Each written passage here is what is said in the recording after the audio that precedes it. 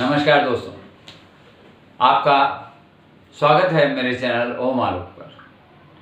मित्रों, मैंने पिछले अपने एपिसोड में आप लोगों को कुछ यंत्र दिए थे। आप सबको लग रहा होगा, पहली बात तो वो यंत्र जो इन्हें इस्तेमाल करते हैं, अनुष्ठान साधना वगैरह करते हैं, उन्हें पता है कि ये यंत्र उनके काम आएंगे और ये यंत्र महाविद्या का सार है, उसमें बहुत काम आते हैं। साधना वगैरह में तो ये सबसे ज़्यादा काम आने वाले यंत्र हैं। और आप यंत्र मांगेंगे, मैं और आपको यंत्र और तरह के दूंगा जिनका जैसा रूप होना चाहिए। उन यंत्रों को आप ऐसा कर सकते हैं जैसे स्क्रीन रोक के आप उनका स्क्रीनशॉट लेके प्रिंट आउट निकलवा लें, या फिर खुद बना लें उन्हें देख के, तो भी कोई वो नहीं है। मतलब आप बस उसको देखें और उसको एक तरीके से, अगर आप खुद इतने अच्छे कलाकार हैं, बना सकते हैं, तो भी बहुत अच्छी बात है। लेकिन ये यंत्र दिए क्यों, ये क्या है, इसका मैं अब आपको बताऊंगा आज। मैंने आपको कहा कि 10 महाविद्याएं, मैं आपको पहले बताता हूँ। सारी महाविद्याएं नहीं हैं। काली, तारा, षोडशी और भुवनेश्वरी, ये 4 हैं महाविद्याएं। इसके बाद आता है भैरी, छिन्नमस्ता, छिन्नमस्तिका भी कहते हैं इसे, और धूमावती, ये तीनों विद्याओं में आती हैं, महाविद्याओं में नहीं आती। फिर बगला, बगलामुखी के नाम से आप जानते हैं, बगला, मातंगी और कमला, कमलाटिका, ये नाम से भी जाना जाता है। ये सिद्ध विद्याएं हैं। अब इन 10 विद्याओं को, मैं तो इन सभी को महाविद्या ही कहता हूं, इन 10 विद्याओं को कुलों में बांटा गया है। कुल कैसे हैं? एक कुल आता है काली का और एक कुल आता है श्री जी। तो काली कुल में कौन कौन आते हैं? काली आती हैं, तारा आती हैं, भुवनेश्वरी आती हैं और छिन्नमस्ता आती हैं। इसके बाद आता है श्री कुल।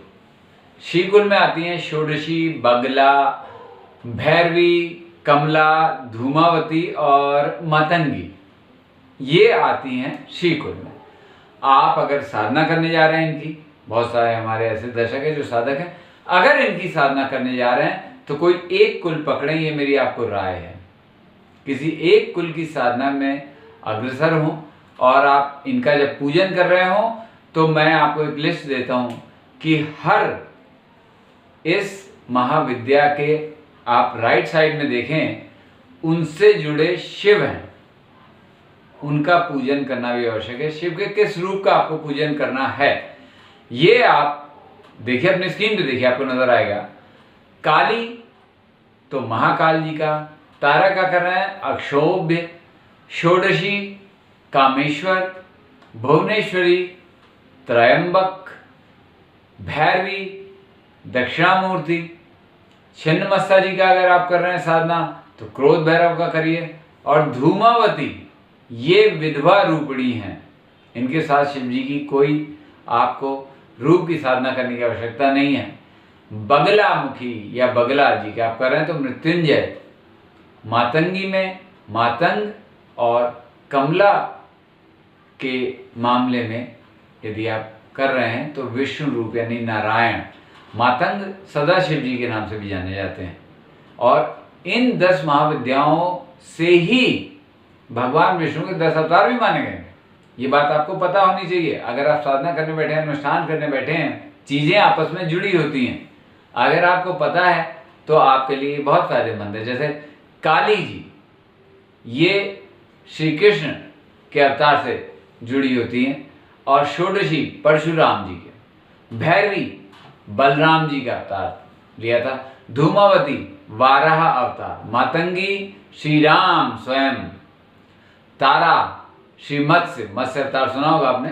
ये सारे अवतारों के बारे में फिर कभी आपको बताएंगे हम। वैसे पीछे हम कई कहानियों में इनके बारे में वर्णन कर चुके हैं, कहानियां भी हमने सुनाई आपको। हमारे चैनल को अच्छी तरह देखिए। भुवनेश्वरी जी वामन अवतार के समय, छिन्नमस्ता श्री नरसिंह अवतार, बगला या बगलामुखी श्री कूर्म अवतार, और कमला श्री बुद्ध अवतार, और कल्कि अवतार भगवती श्री दुर्गा जी का माना गया, जो कल के अवतार लिया था विष्णु जी ने। ये हैं विष्णु के अवतार से जुड़े ये 10 महाविद्याएं। इसके अलावा इस 10 महाविद्या में और क्या क्या है, आपको इस बारे में अनुष्ठान और साधना करते समय क्या क्या ध्यान रखना चाहिए ये मैं इस श्रृंखला में आपको थोड़ा बताऊंगा, और अगर आप कहेंगे तो मैं आपको पूरी साधना बताऊंगा। लेकिन साधना जब आप करने बैठेंगे तो फिर बहुत आपको दिल लगा के करना होगा, क्योंकि ये कोई मामूली साधनाएं नहीं है। इनमें आपको बहुत ध्यान रखना होगा, बहुत अच्छी तरह से, बहुत निष्ठा और लगन के साथ आपको आगे बढ़ना होगा। तो देखते रहिए। थोड़ा बहुत अभी मैं आपको बताता हूँ, यदि आप लोगों की तरफ से मांग हुई तो मैं अवश्य आपको बताऊंगा कि 10 महाविद्या किस तरीके से ये अनुष्ठान सारे किए जाएंगे। मेरे चैनल ओम आलोक को देखते रहिए। फिर मिलूंगा आपसे इसी चैनल पे। नमस्कार।